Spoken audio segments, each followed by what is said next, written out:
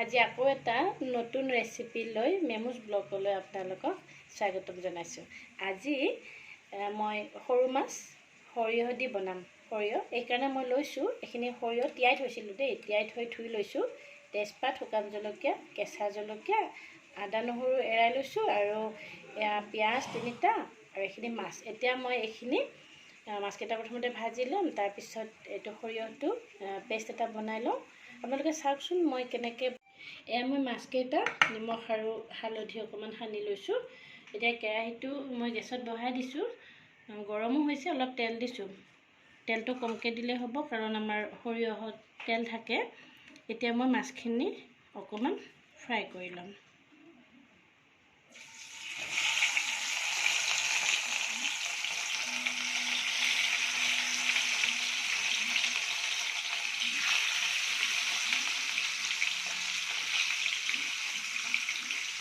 মাছখিনি মই অকণমান ৰঙচুৱা হোৱাকৈ ফ্ৰাই কৰিম। তাৰপিছত মই সৰিয়হখিনি পেষ্ট বনাই মাছৰ কাৰীটো বনাম। মোৰ মাছকেইটা ধুনীয়াকৈ ৰঙচুৱা হৈছে। এতিয়া মই মাছকেইটা এইকেইটা উঠাই লওঁ।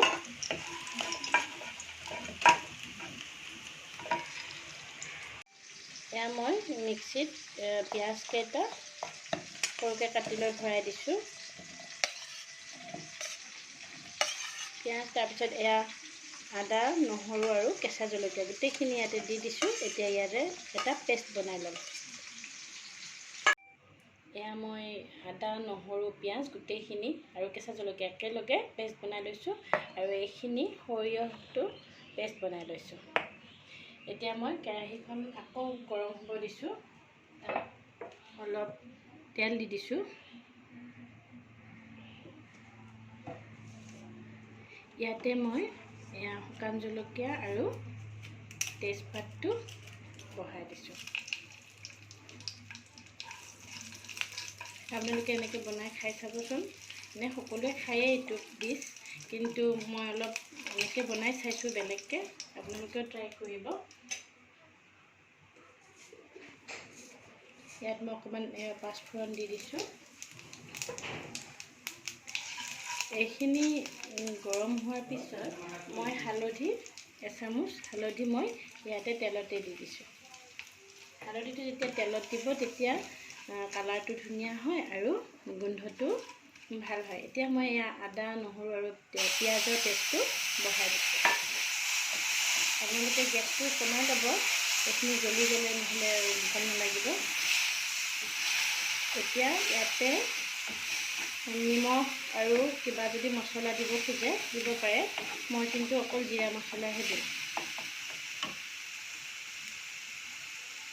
এচামুচ জিৰা দি লৈছোঁ।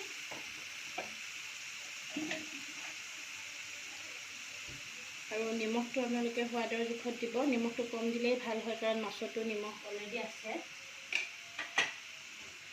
এইখিনি অকণমান ফ্ৰাই কৰি এতিয়া মই সৰিয়হৰ পেষ্টখিনি ইয়াতে আৰু অকণমান ভাজি লওঁ।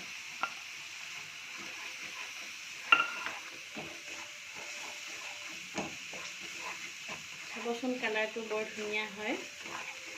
কোনো ধৰণৰ বেলেগ মছলাৰ দৰকাৰ নহয়। ঘৰতে যিখিনি পোৱা যায়, আমাৰ কিটচেনত যিখিনি থাকে সেইখিনি দি আমি বনাব পাৰোঁ। খায়ো ভাল লাগে। সদায় একেটা বস্তুকে খাই ভাল নালাগে, এনেকৈ বেলেগ বেলেগকৈ বনাই খালে অলপ ভাল লাগে। এতিয়া ইয়াতে মই অকণমান পানী দিম।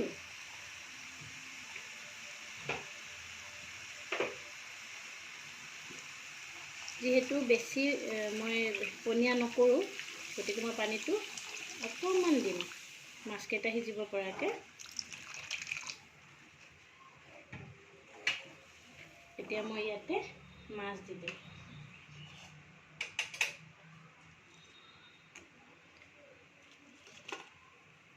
মই বেছি এয়া মোৰ গ্ৰেভিটো হৈ গ'ল, চাওকচোন আপোনালোকে।